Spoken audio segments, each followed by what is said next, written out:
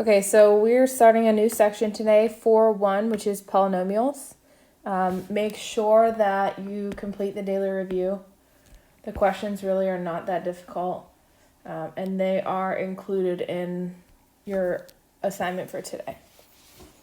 So we're getting beyond quadratics, which we did all of last chapter, where you have something with an x squared as your highest degree. So a few definitions to start. A monomial is a number or a product of numbers and variables with whole number exponents. So examples of monomials are like 3ab squared or 1/2 xyz to the fifth.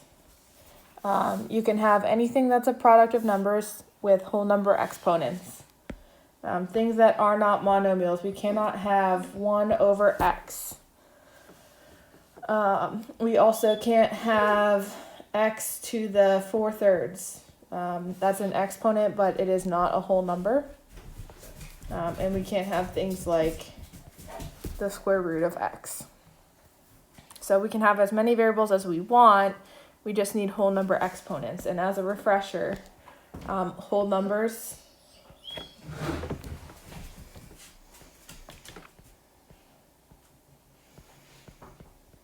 are the numbers that start with 1, or sorry, I guess technically 0.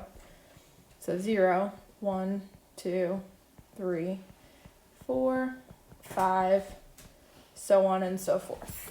So no decimals. There's a difference between monomials and polynomials. So it's kind of like the square and the circle thing, or sorry, the square and the rectangle thing, where a square technically is a rectangle. So a monomial technically is a polynomial, but a polynomial is a monomial or a sum or difference of monomials. So you can see this is a monomial, 3x to the 4th. It's also a polynomial. It would be considered a polynomial. These are two monomials that are added together, so it's a sum. We can also have differences, so like 3t to the 2nd minus t to the 3rd. And then we have two more monomials here, 1/2 a to the 7th. So it doesn't matter what our coefficients are, the numbers in front, just so long as our exponents are whole numbers. And again, we have another monomial here because they are multiplied. Everything is multiplied together. So these are monomials. And technically, the other two are binomials, which we kind of talked about a little bit with our quadratics. So there's two different kinds of degrees, whether you have a monomial or a polynomial. The degree of a monomial is the sum of the exponents of the variables. So for instance, if we have 5, a squared b to the 5th, c to the 4th, the degree of this monomial, it's pretty simple. We find by adding our exponents together. So we have 2 plus 5, which is 7, plus 4, which is going to give us a degree of 11. So the first examples are finding the degree of a monomial. So we'll do example 1, and then I'll leave the practice questions for you guys to try. So for a, we just have z to the 6th power, which means it's going to be degree 6.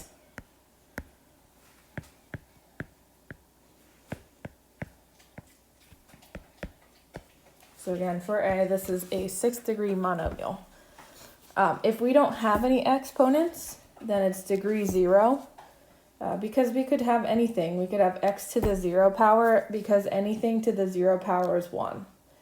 So technically this would just simplify to 5.6 times 1, which is 5.6, which is why it's degree 0. Be careful with c, because if there is no exponent written, it's always a 1. So c is going to be degree 4. And then again with d, the variable b has an exponent of 1. So 2 plus 1 is 3, 3 plus 3 is 6. And that is finding the degree of a monomial. So make sure you do the example 1 practice questions and find the degree of each one of those monomials. Okay, the degree of a polynomial is different. So the term or the monomial with the greatest degree is going to be the degree of your polynomial.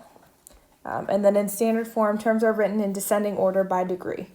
So in standard form, the degree of the first term determines the degree of the polynomial, and the leading coefficient is the coefficient of the first term. So it's really all about this first monomial that we have in a polynomial. So in this example, we have 5x to the third plus 8x squared plus 3x minus 17. The leading coefficient you can see is 5. And then the degree of the polynomial is just your highest exponent, which in this case is 3. It is not 3 plus 2 plus 1 plus 0. So you only add whenever you have monomials. A polynomial is simply your highest degree. That gets us into classifying. So it's kind of like you guys have a first name and a last name. Polynomials have 2 names as well. One based on the number of terms. So we have monomial, binomial, trinomial, and polynomial. So a monomial would be like, we'll do this all with quadratics because it's something that we just did. So a monomial is going to be 5x to the second.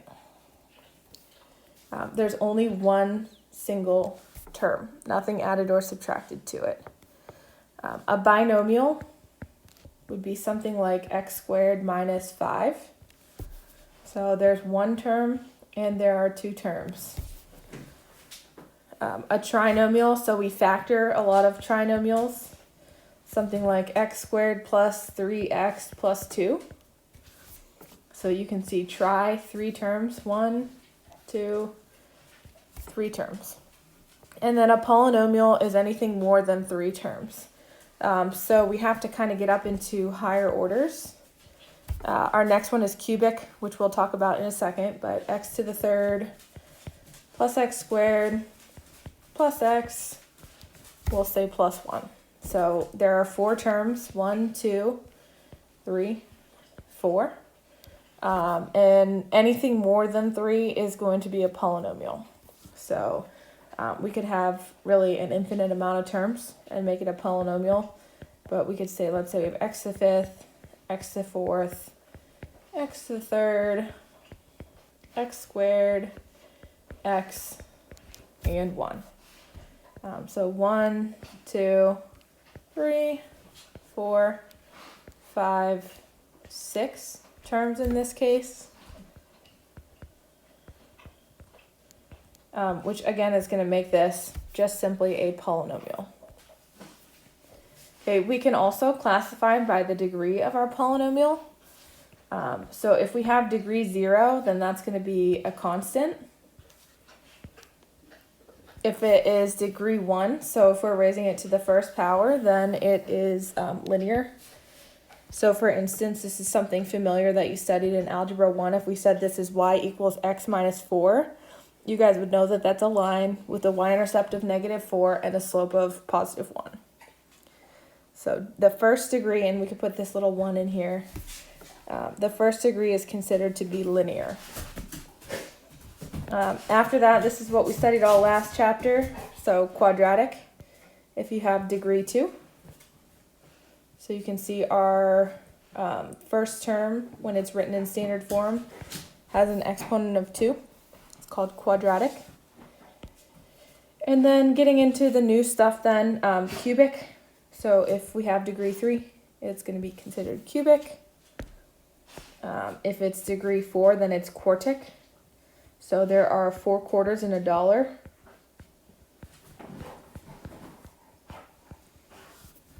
And you can see that we have the word quart in there. And then our, really the only degree that we're going to get up to with naming specific names would be quintic. And that's going to be degree 5. So you can see again our first term when it's written in standard form has an exponent of 5. So again, when we're naming these, we're going to classify by the number of terms and by the degree. And typically this is our first name.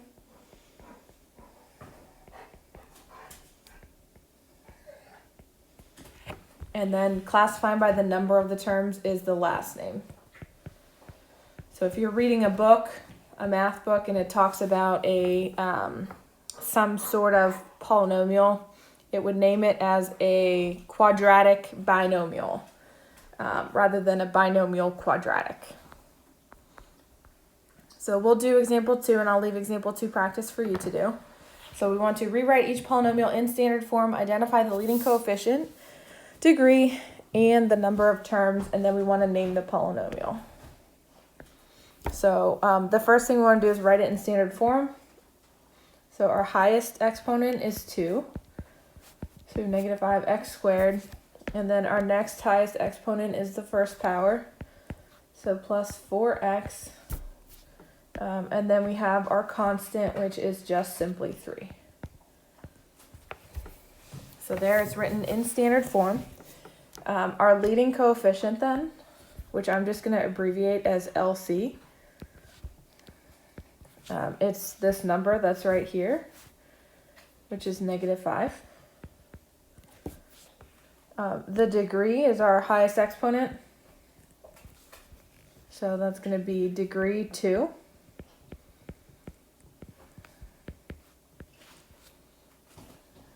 And then the number of terms is how many things we have added or subtracted together.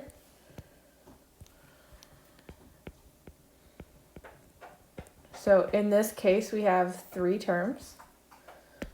So naming it based on our degree, let me grab a different color, so name. We're going to name it based on the degree, which is 2, which is quadratic. Again, what we did in all of the last chapter,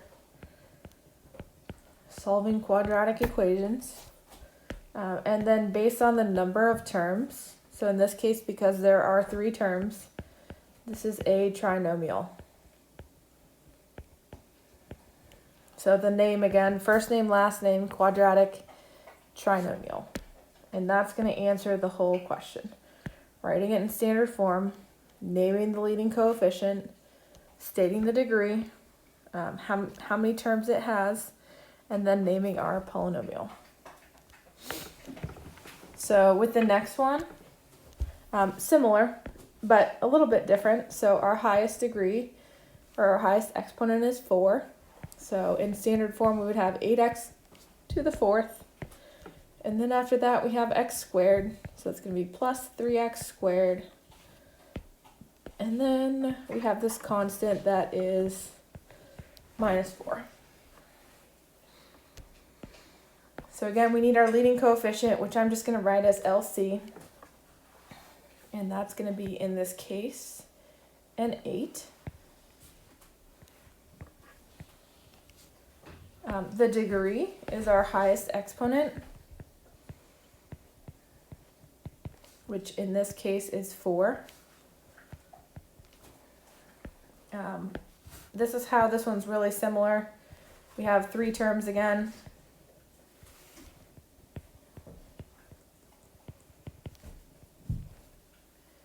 And then if we name it, again, we're going to name it based on our degree first, which it's 4. So that's going to make this quartic. Again, because there are 4 quarters in a dollar. And because there are 3 terms, this is a trinomial. So there we've done everything that this question asks us to do. Write in standard form, state the leading coefficient, tell how many terms there are, and then name it based on our degree and our number of terms. So again, make sure that you complete example 2 practice and let me know if you have any questions with those. Okay, now we're going to get into adding and subtracting. and writing your answer in standard form. So addition is pretty simple. It's just combining like terms. I would just suggest finding your highest exponent, which in this case is 3. And combining anything that has x to the third.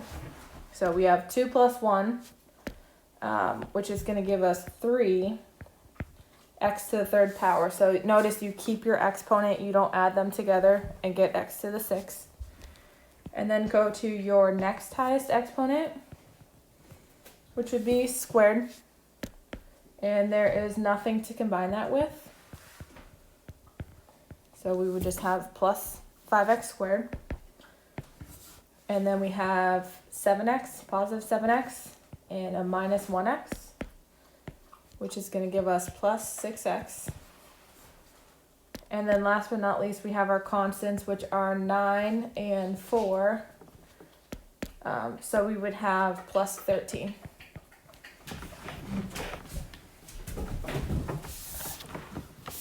And that is adding your polynomial. So it doesn't say to name this, but just so you guys get a little bit more practice with naming. If we name this based on the degree, so the exponent is 3, which is going to make this a cubic function or a cubic expression. And there are 4 terms, which is going to make this a polynomial. And again, you can see first name, last name, and you have named your expression. Okay, so with subtraction, if you just do one simple thing in the beginning, it's going to make it just like addition. So we have to subtract everything in the second quantity here. So rather than doing that, we can kind of keep, flip, change, or distribute this minus sign. So the whole first term stays the same, or first expression. We're going to change this to plus. X squared was positive, so we're going to make that a negative. 6 was positive, so it's going to become a negative. And then x was negative, so it's going to become a positive. So we change all signs. Whatever they were, make them opposite. If they're negative, make them positive. If they're positive, make them negative. And then it's exactly what we did in A. So find our highest exponent. In this case, it's 2. So we have negative 2 plus negative 1, which is negative 3, x to the second. And then our next highest exponent would be x. And it's going to be plus x in this case, because we're subtracting a negative x. And then we have 3 plus negative 6. Which is going to give us minus 3. And again, it doesn't ask us to name this, but just for the heck of it, this is going to be, the highest degree is 2, which is going to make this quadratic. And there are 3 terms, which makes this a trinomial. So make sure that you do example 3 practice.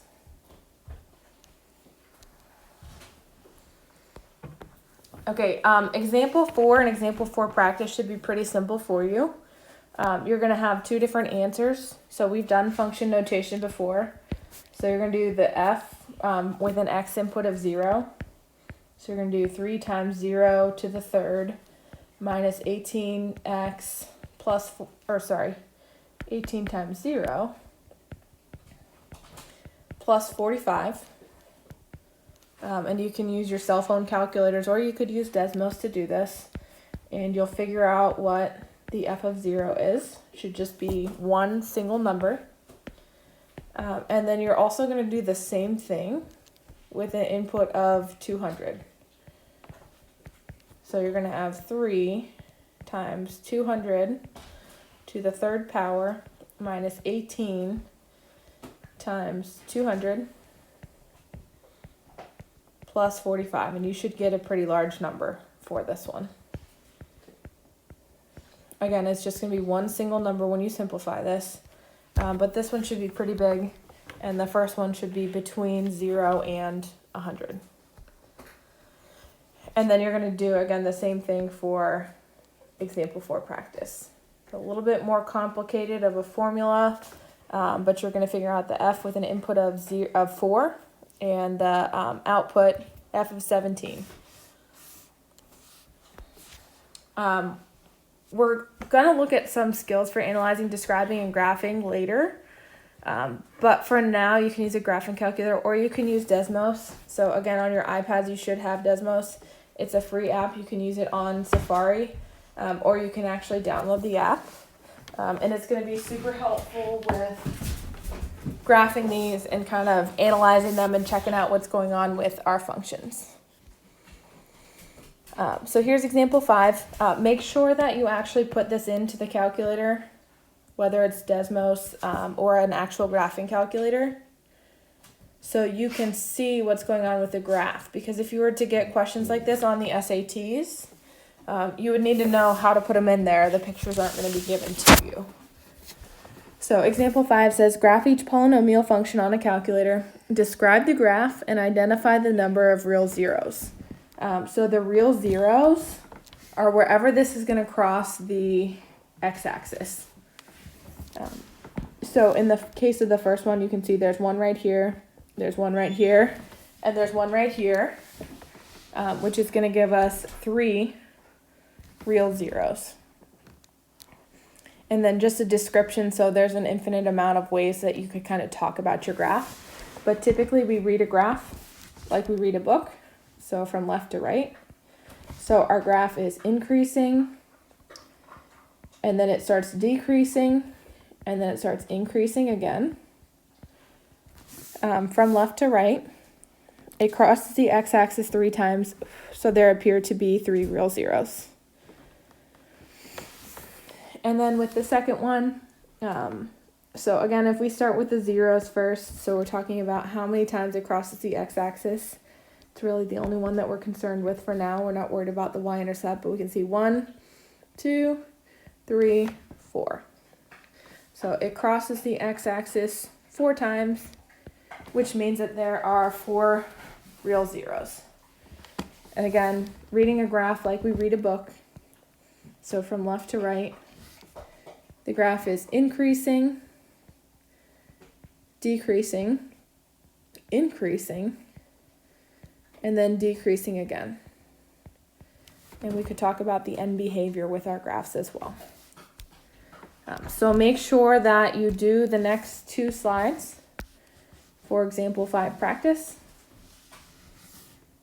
So these ones, the graphs are there for you, but again, make sure that you can put them into Desmos for now. And ideally, if you have a graphing calculator, that would be good, again, because if you saw questions like this on the SATs, you'd want to be able to put them in. Also, make sure you complete the evaluate your comprehension questions. And then the 6-1 worksheet will be your assignment tomorrow, so it'll be posted on Schoology for you. So complete these notes, turn them in, and let me know if you have any questions.